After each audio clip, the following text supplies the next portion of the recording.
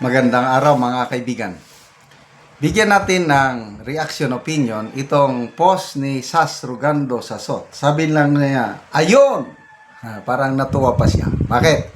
Ito, sinare ni Sas Sasot yung post ng Billionaire News Channel na kung saan in-interview nila si Congressman Toby Chanco. Ito, kinumpirma ni Toby Chanco ang panggigipit ng Marcos Jr. administration kay BP Sara, specifically yung kanyang impeachment noong February of 2025. Basahin ko. Nabotas Lone District Representative Toby Chanco alleged that some lawmakers use President Bongbong Marcos Jr.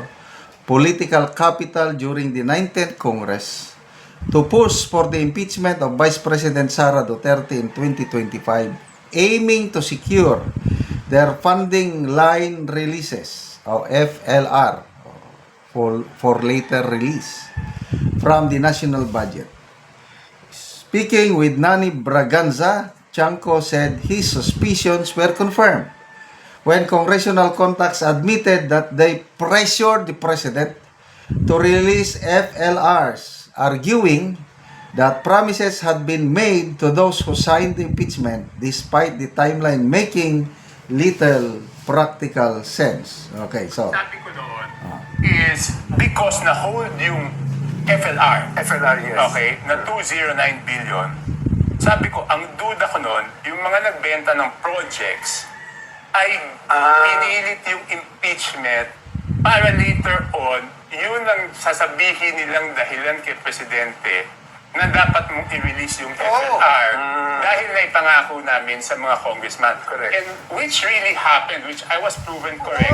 Kasi nung kausap ko si JJ Suwa, wala. Ito ay ninyo. Stop.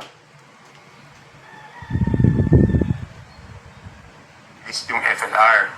Sabi ko, release yung FLR dahil naipangako namin sa mga congressman. Correct. And which really happened, which I was proven correct. Kasi nung kausap ko si JJ Suarez tsaka si Dong Gonzales, March 25, ang unang sabi nila sa akin, please convince the president na ma-release yung FLR. Sabi ko, bakit? Sabi niya una, minamuhunan na dyan. Pero sinabi ko sila, bakit minamuhunan? Bakit ang pinuhunan yung political capital ng presidente?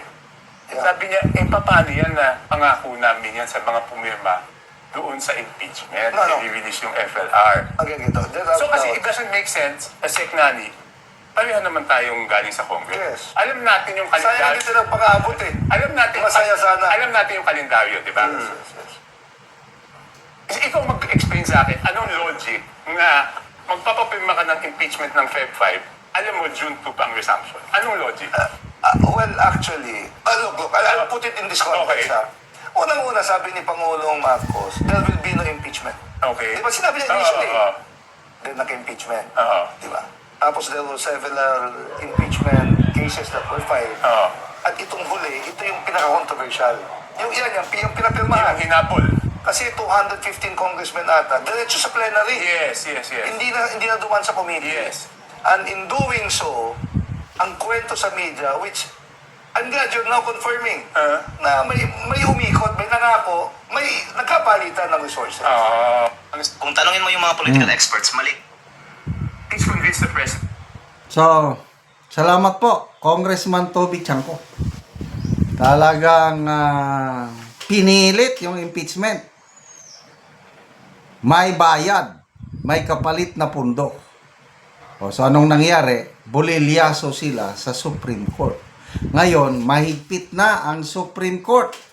Hindi na pwedeng gawin nila yung ginawa nila noong Pebrero na sa isang araw lang pirma sila kagad at iakyat na naman sa Senado. Hindi na pwede yun. May guidelines na po ang Supreme Court. Ayaw na ng Supreme Court na maulit yung last year. So ano yung specific guidelines? Dapat ang akusado, example si BP Sara, haharap siya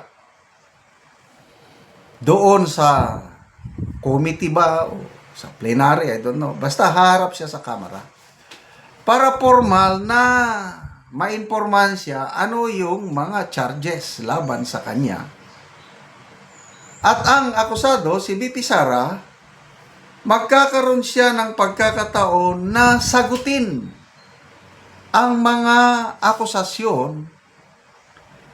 And then, ang mga kongresista, mandated sila ng Supreme Court na pag-aralan isa-isa ang mga articles of impeachment bago sila boboto kung iaakyat ba ang impeachment complaint sa Senado o hindi.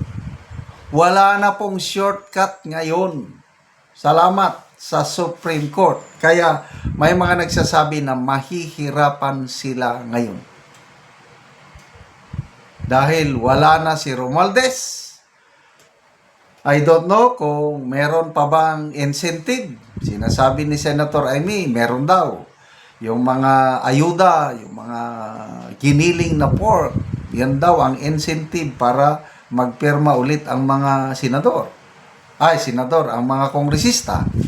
Sinasabi naman ng iba na may mga pumapalag na daw na kongresista na ayaw nang suportahan ang impeachment ni VP Sara. Bakit? Malapit ng eleksyon eh.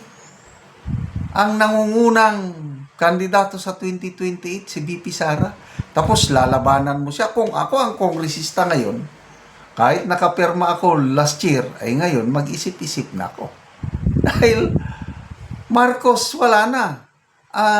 Lame duck president na. Puros negative na ang kanyang rating sa mga survey. Bakit pa ako susuporta dito sa lame duck president?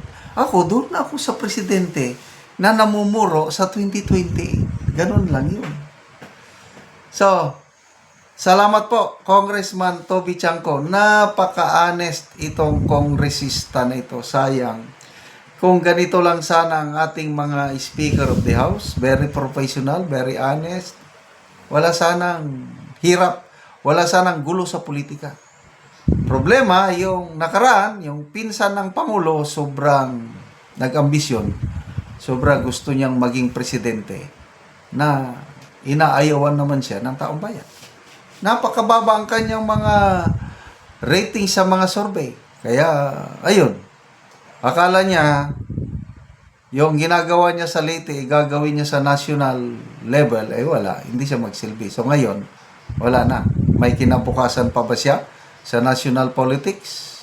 I don't know kung makakabangon pa si Romualdez. Salamat mga kaibigan sa inyong pagsubaybay sa ating channel. Nakakatulong kayo ng malaki sa Tribong Talandig ng Bukidnon dahil ang income natin sa channel na ito is pantulong po sa tribo. Mamimigay tayo ng mga libreng yero at pako para makapagpatayo sila ng mas maayos na tirahan. Panoorin niyo ang video na ito. So maing buntag na ako rin ni nanay. So si nanay natagaan ni siya giyero. So dili niya mapasaan tungod kay senior na siya. O giatod lang ni ganina sa iyang apuhan. So diri na lang, gisandig na lang. So mo ni ang among gihatag nga yero sa iyaha. So nay, maing buntag. Maing buntag Sam. O so unsay imong masulti nay nga natagaan ka giyero? Sir, salamat yun kayo sa Ginoo nga iyak kang gipadala sa among manab. Pakinak lang gid ko siya tungod kay wala man gid kay bana ako gisaligan. O si nanay Wala wala akong siya balat, edad na. nagid kayo. So pila na imong edad nay? Sa 69 din ako magsitinta na ako karon. So senior si nanay, sumuna iyang balay. So gipasan lang nga kanina siyang apuhan. So atong sudlon kung unsa ang kahimtang ni nanay nay, natagaan na gyud ka giyero, mapulihan na gyud ang imong balay nay. Kuya na ni siya kining daan ako gyapon ning gamiton ibutang nako dito bago sa gato. So si nanay mo ni ang balay ni nanay. So tuluan na gyud kaayo, So so na gyud kaayo, so na ay mga tanawa. kuan na ay So mga si na nanay ay mga dugay na gyud kaayo si nanay nga pagkabalo niya. So siya na lang gyud ang nagapuyo diya siyang balay. So diri sa sulod ni nanay, so kung muulan gikuan na lang na siya o kuan Tawag po na gito na sa ulan. sa ulan. So mo nang kahimtan ni nanay, so isa ra si nanay nga nagpuyo sa iyang balay kay balo na siya.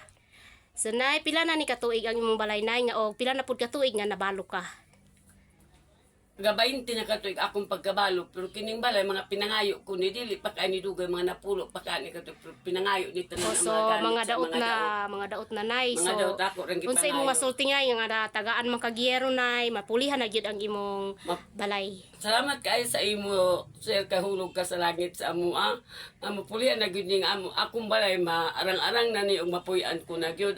Sige Akong nay. iampo sa Ginoo nga unta siya ang mugiyag mag-ubang perminti kanimi na unta ipadala. So na kay anak an nanay, Ha? na kay anak. Na ano sila pangabuhian. So si Na nanay. ako eskwela isa, mo nang galisod kay ko kay na ako eskwela graduating Sige o nay, college. salamat pud kayo nay. Merry Christmas. Salamat sad kaayo hinaut untang Ginoo nga maguban kaninyo aron daghan pagid mapanabangan ninyo parehas sa ako.